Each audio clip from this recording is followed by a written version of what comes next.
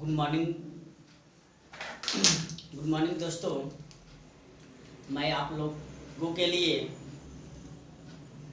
पहली बार अपने लाइफ की पहली वीडियो क्लास 11th के लेकर आया हूँ। फिजिक्स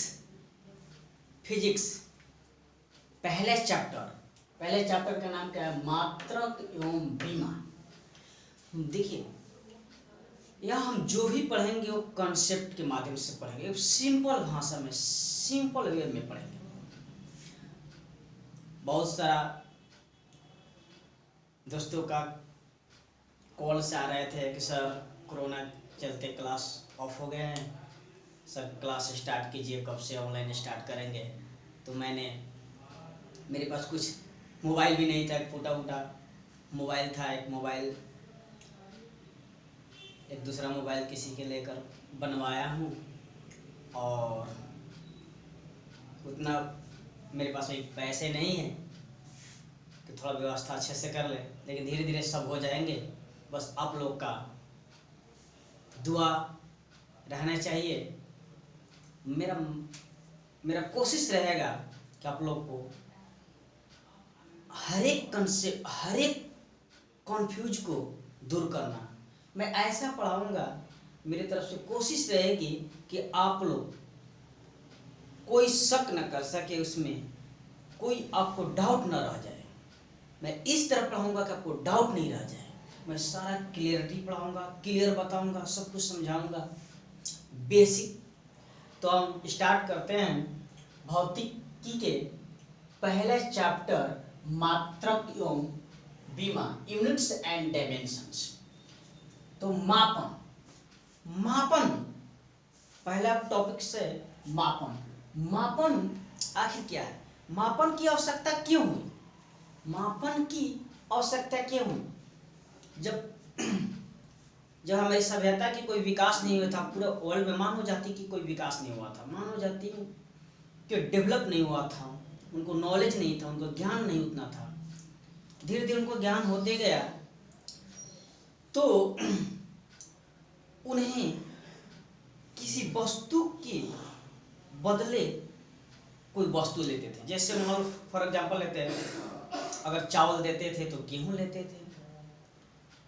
ऐसे कोई वस्तु देते थे तो उसके बदले में वस्तु लेते थे। जैसे मानो किस सभ्यता में विकास हुआ, उनकी सोच बदली, उनकी आवश्यकताएं बदली, तो उन आवश्यकताओं को पूर्ति करने के लिए सही ढंग से, सही तरीका से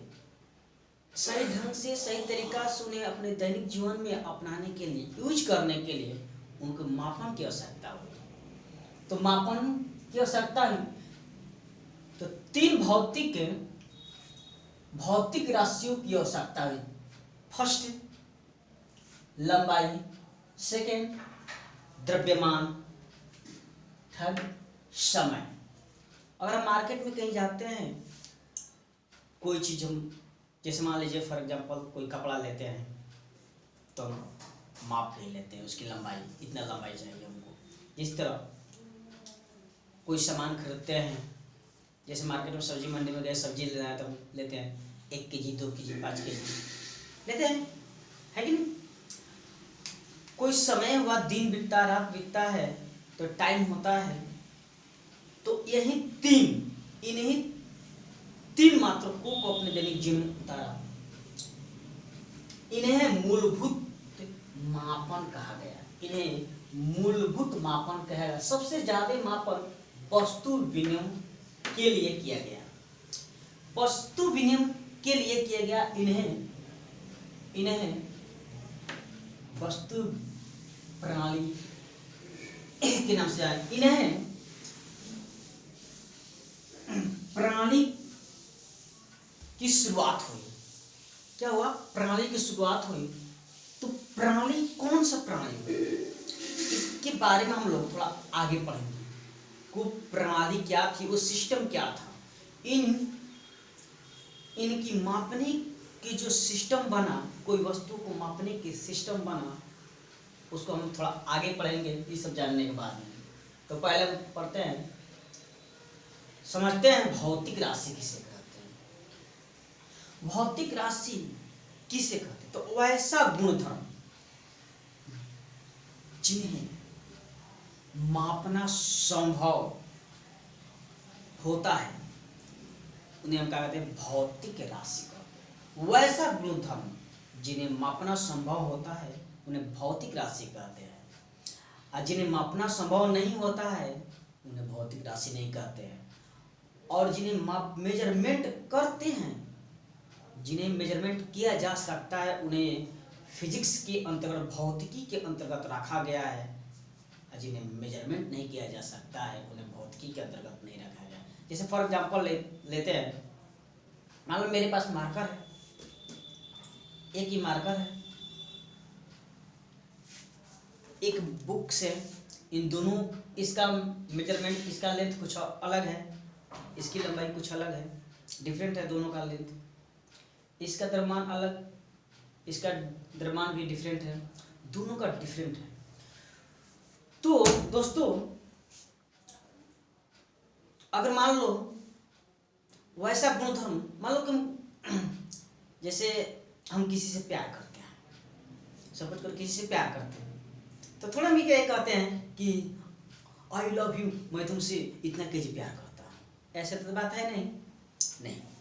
देखिए, तो इन्हें हम भौतिक अंतर्गत कभी पढ़ते हैं? हमको भूख लगी, कितने केजी भूख लगी, नहीं, इन्हें भौतिक अंतर्गत नहीं पढ़ते हैं।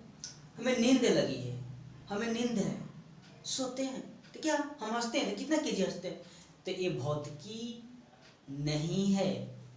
आई होप आपको समझ में आ गया होगा। तो भौतिकी को हम दो तरीकों से डिवाइड किए गए हैं। पहला है दिशात्मक के आधार पर भौतिकी को दो भागों में डिस्ट्रीब्यूट किया गया है। फर्स्ट सदिश वेक्टर क्वांटिटी, और दूसरा का अदिश राशि जिसे स्केलर क्वांटिटी कहते हैं। इस टॉपिक को बारे में, इस पॉइंट्स के बारे में हम नेक्स्ट चैप्टर में डिटेल्स में पढ़ेंगे।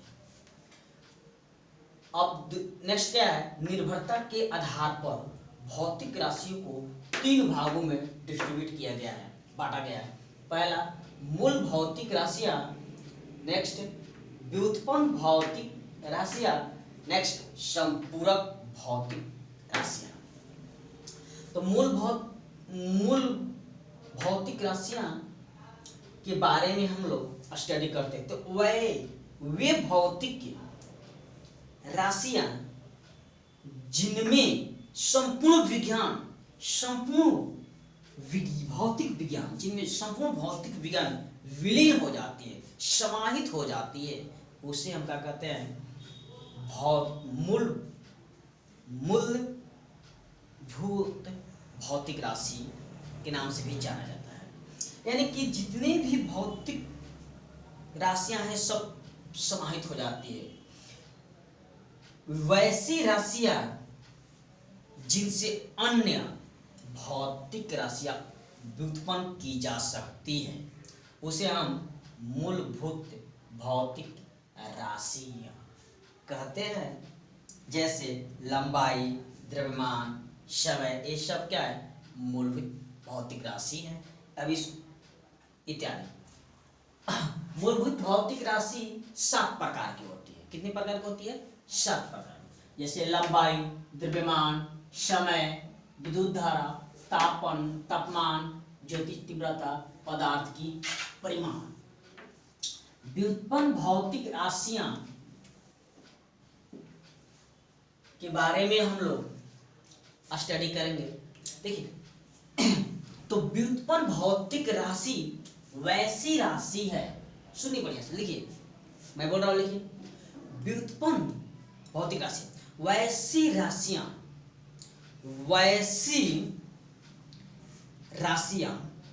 जिनसे अन्य भौतिक राशियां उत्पन्न की जा सकती है, व्युत्पन्न की जा सकती है।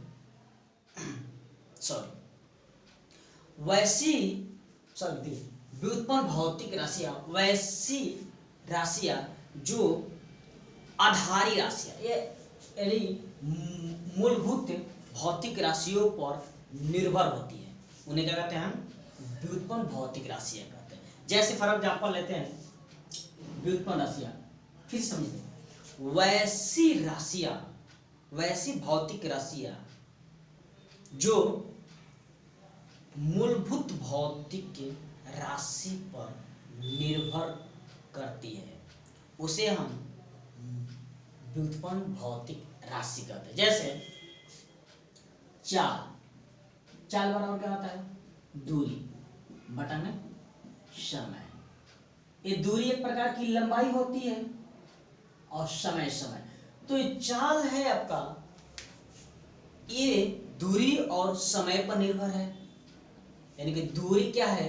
मूलभूत भौतिक राशि है और समय की मूलभूत भौतिक राशि है। जैसे मान लो क्षेत्रफल, क्षेत्रफल लंबाई गुने चौड़ाई, तो क्षेत्रफल किस पर निर्भर करती है? लंबाई पर और चौड़ाई, यानी इट मींस ये भी लंबाई ही होती है। लंबाई, चौड़ाई एक प्रकार की लेंथ है, तो इस पर निर्भर करती है। आई होप आप लोगों को अच्छे से समझ में आ गया।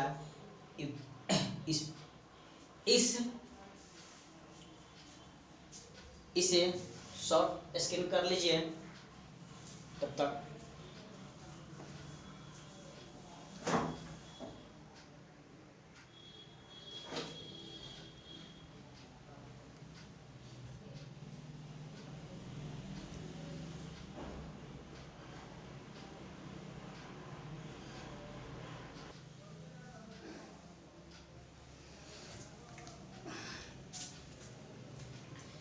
देखिए दोस्तों, व्युत्पन्न भौतिक राशियां, फिर से डिफरेंस में, वे व्युत्पन्न भौतिक राशियां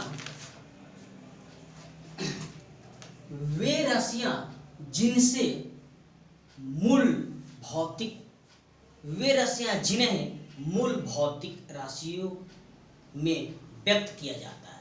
वे राशियां जिन्हें मूल भौतिक राशियों में व्यक्त किया जा सकता है, उन्हें व्युत्पन्न राशियां कहते हैं।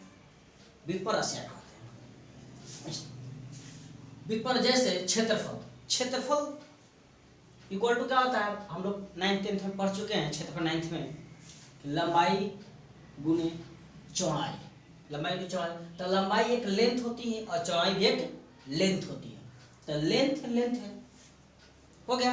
मूल, ये भी मूल राशि है, ये भी मूल भौतिक राशि है। जैसे आयतन, लंबाई गुने चौड़ाई इनटू ऊंचाई, ये भी लेंथ होता है, ये भी लेंथ, ये भी लेंथ, तो लेंथ के पावर 3। घनत्व इक्वल टू द्रव्यमान बाई आयतन। ये घनत्व जो है ये द्रव्यमान और आयतन के रूप में व्यक्त हुए। तो द्रव्यमान में जो होता है, द्रव्यमान इसको केजी में आगे पढ़ेंगे हम लोग मात्रक। ये लंबाई और के पावर 3 हो गया। तो एक द्रव्यमान, एक मूल मात्रक हो गया, मूल भौतिक राशि हो गया, और लंबाई भी मूल भौतिक राशि हो गया। यानी कि घनत्व जो इस पर डिपेंड करता है। अगला है तीसरा, क्या है? संपूरक भौतिक राशियां, सप्लीमेंट्री फिजिकल क्वांटिटी। इसे दो भागों में बांटा गया है, समतल कोण प्लेन एंगल और ठोस कोण सॉलिड एंगल। तो समतल कोण क्या बनता है? दो रेखा से बनता है, एक ऐसे और एक ऐसे, इनके बीच में जो बनता है उसको क्या कहते हैं? हम समतल कोण कहते हैं। ये आर्क है जिसको हम चाप कहते हैं। तो थीटा इक्वल टू चाप बटा में त्रिज्या, थीटा इक्वल टू आर्क बटा में त्रिज्या हो गया। ठोस कोण जो होता है, जैसे सपोज करिए आप लोग पॉपकॉर्न खाए होंगे, पॉपकॉर्न मार्केट में पॉपकॉर्न वाला बनाकर ऐसे बन जाए ना,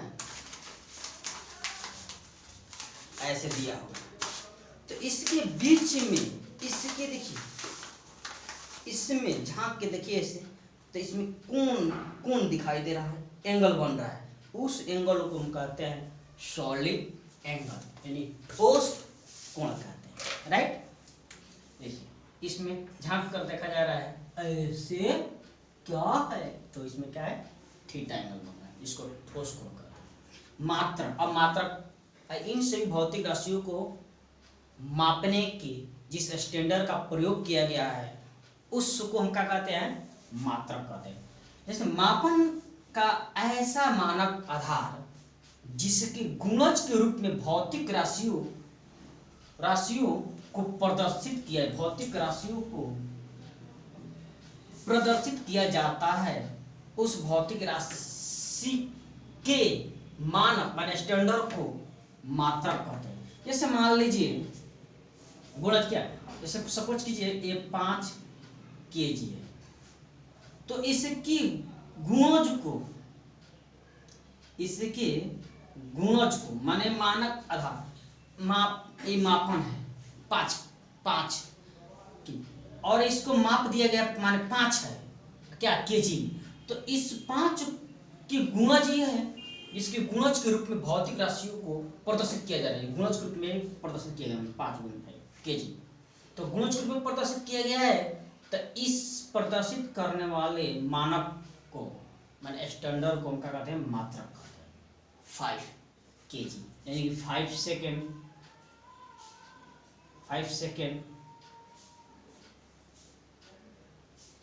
आई होप समझ में आ गया होगा, चाहे 5 मीटर क्लियर, इसको हम मात्रक बोलते हैं।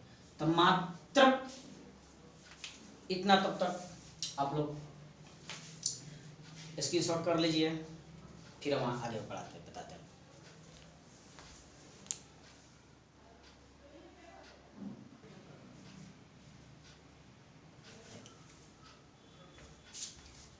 देखिए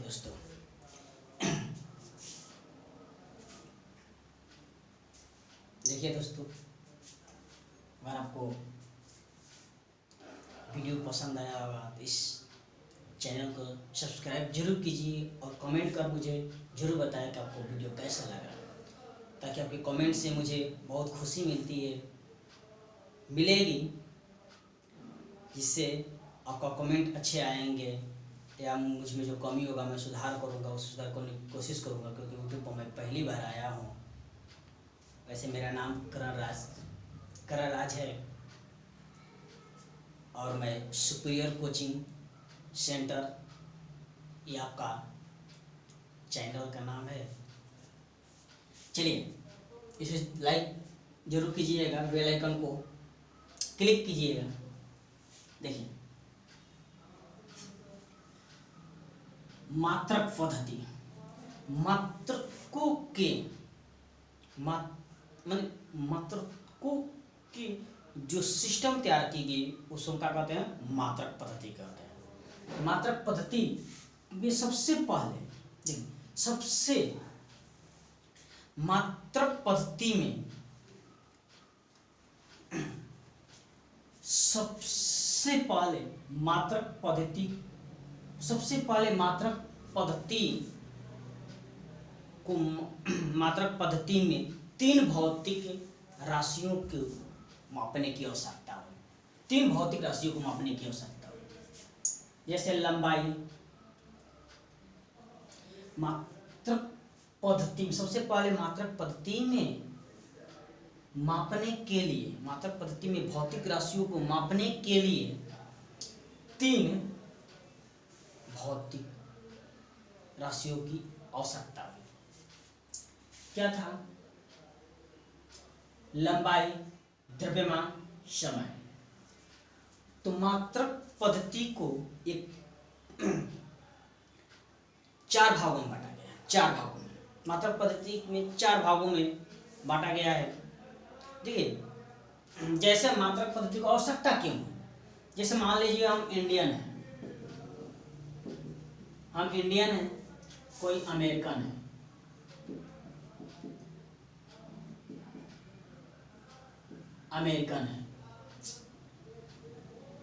ये इससे बिजनेस करना चाहता है और ये इससे बिजनेस करना चाहता है, दोनों। तो हम लोग के यहाँ पाव चलता है, पाव अभी भी चलता है, क्षेत्रीय हम लोग का इंडियन पाव, जो एक पाव इक्वल टू क्या होता है, 250 ग्राम। अगर हम बिजनेस कर रहे हैं और उस बिजनेस के अब अमेरिकन को हमको सेल करना है, मान लो सपोज कीजिए कि हमको आलू से सेल करना है, पोटैटो। अगर हम कहें कि पाव ऐसे है, 20 रुपये पाव है, तो थोड़े अमेरिकन को पता चला कि इनकी पाव क्या होता है। और वहीं अमेरिकन पाउंड अगर वो पाउंड बोले तो इंडियन को पता नहीं चल रहा था कि क्या बोल रहा है। तो इन सब को दूर करने के लिए अपने ऐसे तो सेल करने के लिए अपने देश में क्षेत्रीय अपने ही देश में कोई भी वस्तु सेल करने के लिए अपना निजी मात्रक था। जैसे इंडिया में पाव था, रत्ती था, नहीं कोई कहता है गुस्सा बंटवारा होता, कहते तुम्हें आने वाले समय में तुम्हें एक रत्ती भी नहीं दूंगा। कौड़ी होता है हम लोग का, रत्ती, कौड़ी, और छोटा सा लाल होता, 1 लाल 2 लाल, ऐसे बहुत सारा मात्रक है जो क्षेत्रीय मात्रक है। तो ये दिक्कत हुआ तो पहले जब मापन हुआ तो 4 तरह के प्रणाली बनी। उस प्रणाली का पहला नाम है APS पद्धति, चाहे प्रणाली का। इसको हम ब्रिटिश पद्धति कहते हैं क्योंकि ये ब्रिटिश में लागू किया गया था। तो पहला क्या है फुट, दूसरा क्या है पाउंड, और इसको सेकेंड, यानी कि लंबाई का मात्रक। इसमें देखिए लंबाई का मात्रक फुट, द्रव्यमान का मात्रक पाउंड, और समय का मात्रक समय। तो वैसा पद्धति जिसमें, इसका डेफिनेशन, वैसा पद्धति जिसमें लंबाई का मात्रक फुट, द्रव्यमान का मात्रक पाउंड और समय का मात्रक सेकेंड हो, उसे हम ब्रिटिश पद्धति या APS पद्धति कहते हैं। उसी प्रकार CGS पद्धति, इसको गॉसियन पद्धति भी कहते हैं या मीटर पद्धति भी कहते हैं। जैसे लंबाई का मात्रक, इसी से लंबाई का मात्रक सेंटीमीटर, द्रव्यमान का मात्रक ग्राम और समय का मात्रक सेकंड। वैसा पद्धति जिसमें लंबाई के मात्रक सेंटीमीटर, द्रव्यमान का मात्रक ग्राम और समय का मात्रक सेकंड हो, उसे हम CGS पद्धति कहते हैं या गॉसियन पद्धति या मीटर पद्धति कहते हैं। MKS पद्धति, मीटर किलोग्राम सेकंड, इस लंबाई का मात्रक मीटर, द्रव्यमान का मात्रक किलोग्राम और समय का मात्रक सेकंड। आई होप आप तीनों का डिफरेंस समझ में आ गया। लेकिन ये भी इस मात्रक को जब अपनाया गया, फिर भी लोगों को बिजनेस करने में, व्यापार करने में उनकी भाषाओं को नहीं समझ पा रहे थे, उनके लेन देन को नहीं समझ पा रहे एक दूसरे को। तो एक पूरे विश्व के वैज्ञानिकों द्वारा एक मात्रक बनाया गया, उसको क्या कहते हैं एसआई मात्रक पद्धति कहते हैं। उसे अंतर्राष्ट्रीय मानक पद्धति भी कहा जाता है। 1960 ईस्वी में फ्रांस की राजधानी पेरिस में सेवरस नामक स्थान में विश्व के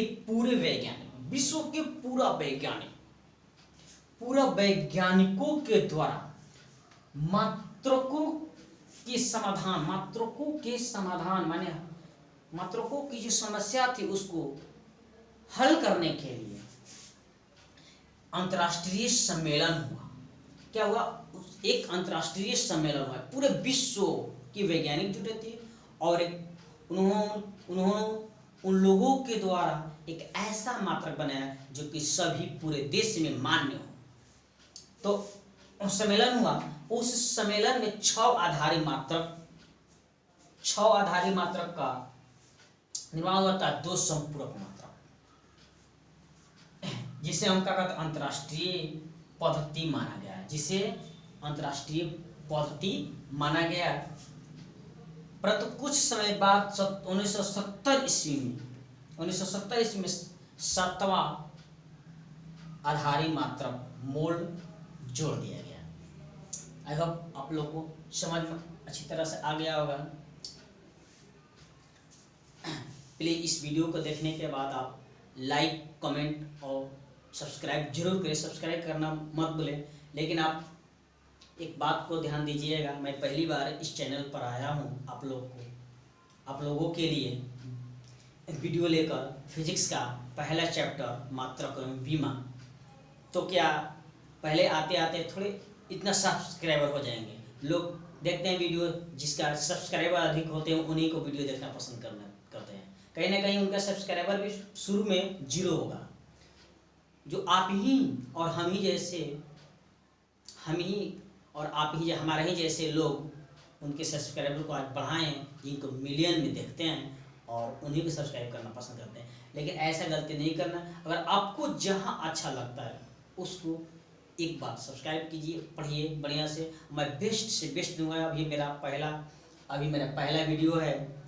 अभी थोड़ा आपको प्रॉब्लम हो रही है कैमरा के सामने आने में, धीरे धीरे सब कुछ ठीक हो जाएगा। जिस तरह मैं ऑफलाइन क्लास पढ़ाता हूँ, ज़बरदस्त पढ़ाता, उसी तरह आपको मैं उससे भी बेस्ट यहाँ पर पढ़ाने की कोशिश करूँगा। इसलिए प्लीज़ आपका दुआ रहे मेरे साथ आपका सहयोग रहेगा तो मैं बेस्ट से बेस्ट वीडियो बनाकर अपलोड करूँगा आपके लिए। लेकिन एक बात और आपसे रिक्वेस्ट है कि आप इस वीडियो को अधिक से अधिक शेयर कीजिए अपने दोस्तों को, ताकि उनका भी भविष्य उज्जवल हो, ताकि इस कोरोना काल में आप घरे रहें, आप स्वस्थ रहें और घरे रहकर अपने दोस्तों को भी हेल्प करें और वीडियो को शेयर करके अपने दोस्तों को हेल्प करें। जय हिंद, जय भारत, थैंक्स।